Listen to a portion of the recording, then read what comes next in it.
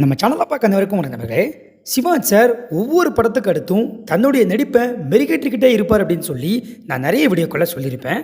இப்படி இருக்கும்போது சிவா சார் அன்னைக்கு மிகப்பெரிய இடத்துல இருக்கும்போது கூட ஒரு பிரபலம் சிவா சாரை தெரியாமலே இருந்திருக்காரு அப்படின்னு சொன்னால் நீங்கள் நம்புவீங்களா?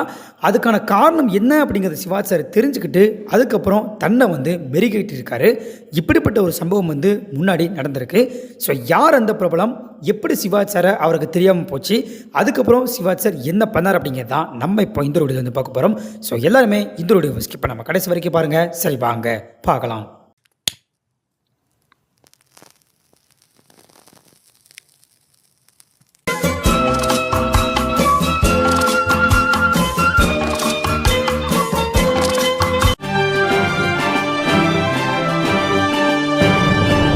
நான் சொல்ல போகிற சம்பவம் நடந்த காலகட்டம் எதுவும் பார்த்திங்க அப்படின்னா, அதாவது 1952, 53 காலகட்டம்.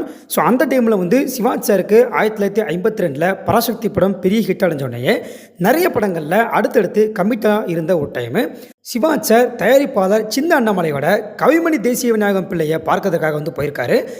அப்போ பார்த்திங்க அப்படின்னா இவங்க கூட எக்ஸ்ட்ரா 2-3 பேரும் சேர்ந்தா போயிருக்காங்க. அப்போ இவங்க எல்லாத்தையுமே கவிமணி அன்போட வரவேற்றிருக்காரு. வரவேற்றதுக்கப்புறமா சின்ன அண்ணாமலை சிவா சாரை ரெக்கமெண்டேஷன் பண்ணி வச்சுருக்காரு. இவர் தான் சிவாஜி கணேசன் அப்படின்னு சொல்லியிருக்காரு.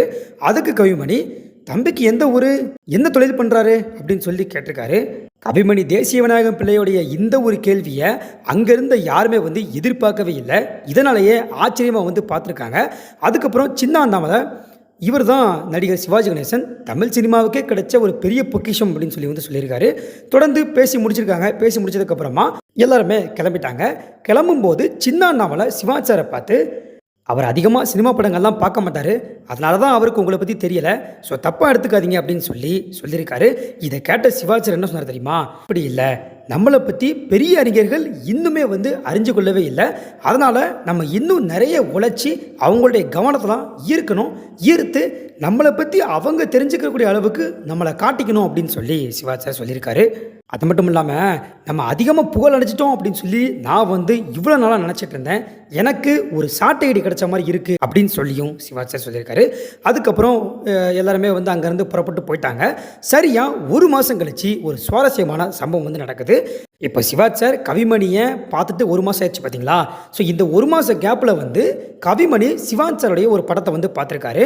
அந்த படத்தை பார்த்து சிவா சாரோட நடிப்பை பார்த்து வியந்து சிவா சாருக்கு ஒரு பெரிய கடிதத்தை எழுதியிருக்காரு. இதை பார்த்து சிவா சார் ரொம்பவே சந்தோஷப்பட்டிருக்காரு. இப்போ இந்த ஒரு விஷயத்தை நோட் பண்ணி பாருங்கள். சிவா சார் கவிமணியை பார்க்க வந்ததுக்கப்புறமா சிவா சார் யார் அப்படிங்கிறதே அவருக்கு தெரியலை. ஆனால் அப்போ அவர் எடுத்த ஒரு டிசிஷன்னால தான் இன்றைக்கி சிவா சாருங்கிறது யார் அப்படிங்கிறத கவிமணியை உணர்ந்திருக்காரு. இப்போ இந்த ஒரு சம்பவத்தை வச்சு சிவாஜி கணேசன் சிறப்புகள் நிகழ்ச்சி மூலமாக நான் என்ன சொல்ல வரேன் அப்படின்னா, நடிகர் திலகம் ஒவ்வொரு முறையும் தன்னுடைய நடிப்பை மெருகேற்றிக் கொண்டே இருக்கக்கூடிய ஒரு நடிகர்.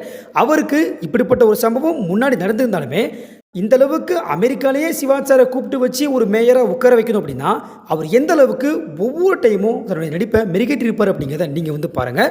ஸோ நிறைய வீடியோக்கள் இதை மாதிரி போட்டிருக்கேன். அதில் ஒன்றா இந்த ஒரு வீடியோ இருக்கும். இப்படிப்பட்ட நடிகர் திலகத்தை பற்றி நீங்கள் என்ன நினைக்கிறீங்க அப்படிங்கிறத கமெண்ட்டில் சொல்லுங்கள். இந்த ஒரு சம்பவத்தை பற்றியும் கவிமணி இப்படி சிவா சாரை பற்றி சொன்னதை பற்றியும் நீங்கள் என்ன நினைக்கிறீங்க அப்படிங்கிறதையும் கமெண்ட்டில் சொல்லுங்கள். அது மட்டும் இல்லாமல் இந்த ஒரு வீடியோவை நிறைய பேருக்கு ஷேர் பண்ணுங்கள், லைக் பண்ணுங்கள். அடுத்த வீடியோவில் சந்திக்கின்றேன். நன்றி.